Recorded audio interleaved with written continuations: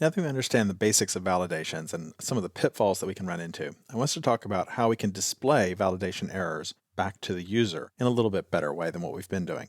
So when we had our validations.php file, you can see that we were just echoing out validation failed. That's all we were doing, is just putting validation failed to the screen. That's not particularly useful. It was great for testing, but it doesn't really allow us to have something that's user-friendly when we start building a full web application. So let's take that file and let's just do save as on it. And let's do validation errors.php. We'll keep these same validations in here, but what we're going to do is start changing the messages. And what we want to do when someone submits a form is we want to find out all the errors in that data. In other words, we want to let the errors accumulate. We don't want to just return back to the user when we find our first error. If they made a mistake in the first name field, we don't want to go back and say, hey, fix the first name. And they submit it and we say, oops, got to fix the last name. They submit it again, right? We don't want to keep that back and forth ping pong going. We want to find out all the errors, send them back to the user and say, okay, here are the 5 errors that were with your form, fix them all and send them all back to me again. That's the better user experience. The best way to do that is to have errors equal an array. And then we can put our errors in this array and let them accumulate. And then once we're done running all of our validations, we can decide what we want to do with it. Let me just change this up here to validation errors 2, just to match. All right, so the way that we'll add an error then is that if this is not here, if value doesn't have a presence, let's instead change this line to be errors, and then we could just add to the end of it a new message, value can't be blank. That's it. Now we've added a validation to it. Now in a real form, that wouldn't be value, that would be first name, that would be last name, city, state, zip, that kind of thing, right? We've just been working with value here. But let's go ahead and think about this from the point of view of our application that we're eventually going to build. It's very useful, instead of just saying that we're going to add to the end a single message, that we tie it to the attribute. And we do that by just providing a key for it. So value here is equal to this. So we've now assigned a key and a value pair and made an associative array. Value is the key, and then this is the message that goes with it. That's great because then we know what fields these all tie to. We can see the sum total of the errors, see all the messages. We also know what the errors were related to. So let's just try that. Let's go back and let's make this not empty for a second. Let's say that it's going to fail validations by having an empty string here. And let me also just jump down here to the bottom where I was doing this with preg match. Let's just remove that code so that's not there anymore. All right, there we go. So now let's go back and instead of validations, let's validation errors. Okay, I got no errors here because I didn't display anything. Let's just at the very end here, let's just do a print R of $errors. Let's see what we get back. And there it is, value can't be blank. So this raises the issue though. What do we do after we have our errors? Well, we could redirect the user. We could have some PHP code. I'll drop down here. And let's say if it's not empty, then we have a problem. So if our array is not empty, then we know that we need to do something.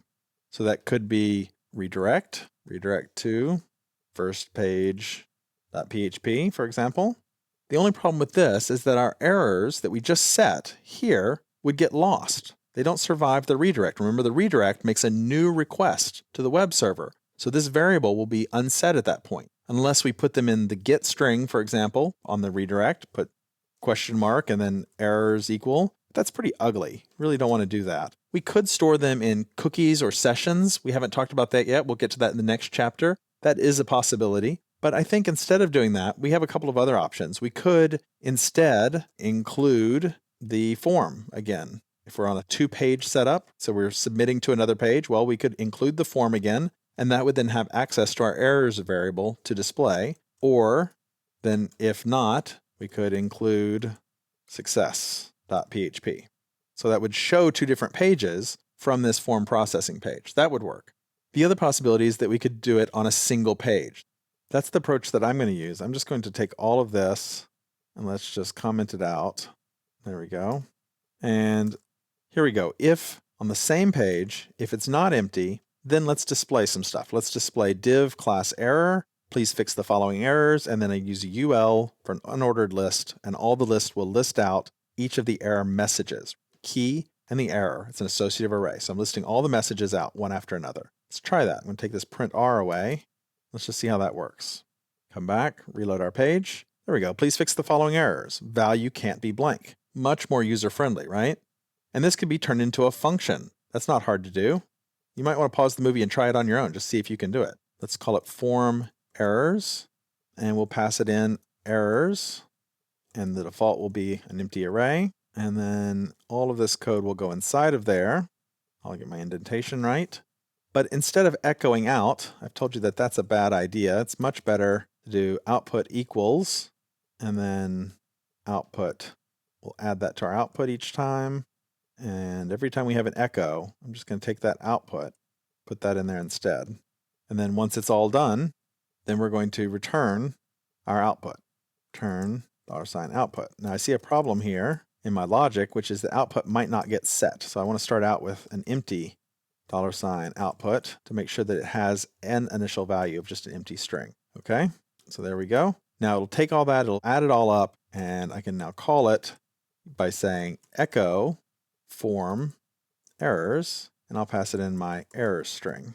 Try that, go back and reload it, and there we go. So now I've got a function that's reusable. I can put that in my functions file and then include it or require it on all different pages, and I'll be able to call for all my form errors. It'll loop through each and every one of the errors one after another and report them back to the user. And this is the process that we'll go through when we build a web application. Now you could go even further with this. You could have the array key exists function to find out if a key exists in that errors array. So if, for example, the name field had a problem, we could look for that key. If there's a message associated with it, we'll find a key there. So if we find the key for name inside the errors, then we could output something. Maybe it puts little arrows. That's what I've done here, little arrows that might go next to the field, showing that there's an error there. Or maybe it adds a class to the field itself so that it can be displayed in red or have a red border around it, something like that.